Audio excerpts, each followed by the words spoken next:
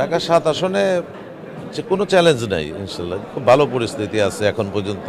তবে ইলেকশনের দিনটা আমরা একটু আতঙ্কিত, সেদিন কোন মেকানিজম করে কিনা প্রশাসনের যে কর্মকাণ্ড সেটা আমাদের কাছে খুব স্বচ্ছ মনে হচ্ছে না। একটা দলের দিকে তারা ঝুঁকে আছে এবং পুলিশ বলেন বা অন্য বাহিনী বলেন, তারা যদি আপনার নিরপেক্ষ ভূমিকা পালন করেন তাহলে আমি কোনো চ্যালেঞ্জ দেখতেছি না, সুন্দরভাবে নির্বাচন হবে।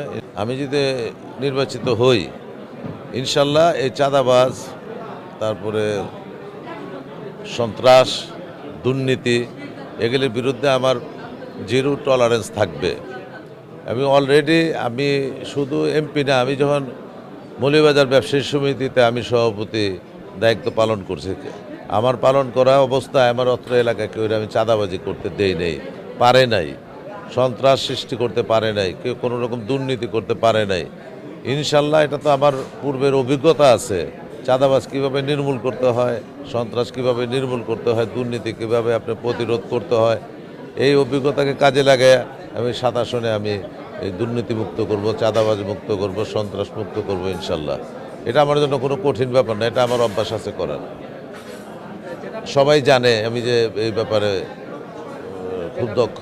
এখন ওনারা তো এগুলি চেষ্টা করে বললেন, যারা নাকি মনে করতেছে যে তাদের পপুলারিটি নষ্ট হয়ে গেছে, এবং মনে করে না, এটা তো সত্যি সত্যি হয়ে গেছে। কারণ দীর্ঘ 15-16 মাস যেভাবে আপনার উলঙ্গ হয়ে চাঁদাবাজি করছে, কোনো সেক্টর তো বাদ দেয় নাই চাঁদাবাজির।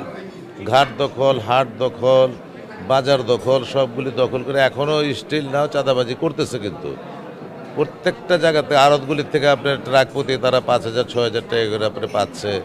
ওই যে মুরগির যে আপনার ইয়ে আছে, তার আপনার ছাটারি বাজার, কাপ্তান বাজার, এখানে যে আপনার মুরগির আড়ত সবচেয়ে বড় ঢাকার মধ্যে, এখান থেকে আপনার ওই যে ট্রাক প্রতি মনে করেন 5,000-7,000 করে পাচ্ছে। ফুটপাতের থেকে পাচ্ছে, গুলিস্তান থেকে পাচ্ছে। এই টাকাগুলি তো বিরাট টাকা, মনে করেন কোটি কোটি টাকা মাসে উঠে। এটার বিরাট একটা অংশ মনে করেন যে এই নেতারা পেয়ে থাকেন, এবং তাদের ওই টাকাটাই হলো তাদের মূল শক্তি। এখন যেখানে যায় তারা 5 লাখ 7 লাখ টাকা দিয়ে আসে। মসজিদে বলেন, মাদ্রাসা বলেন, স্কুলে বলেন, কলেজে বলেন, সব জায়গায় টাকা দিচ্ছে মানুষরে।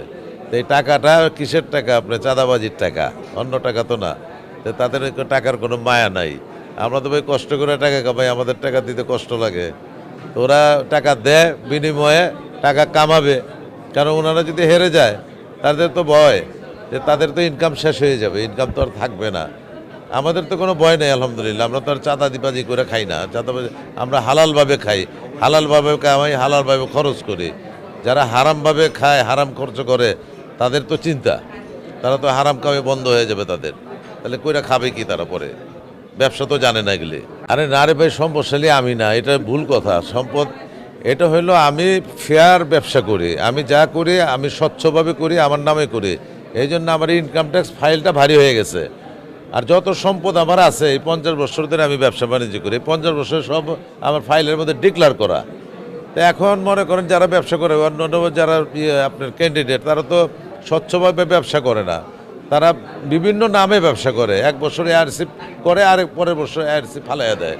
তো ওদের তো ফাইলে তো টাকা জমা হয় না, এমনি তো হাজার হাজার কোটি টাকার মালিক। আর আমারটা তো ফাইলে টাকা আছে, কিন্তু ক্যাশ তো অত নাই ভাই। ক্যাশ আমি হলো সরকারের ট্যাক্স দিয়া 50 বছর যাবৎ সমানে ট্যাক্স দিয়ে ফাইলটা আমার হেভি হয়ে গেছে। বাস্তবতা হইলো এটা। কিন্তু আমার চাইতে সবাই বড় লোক।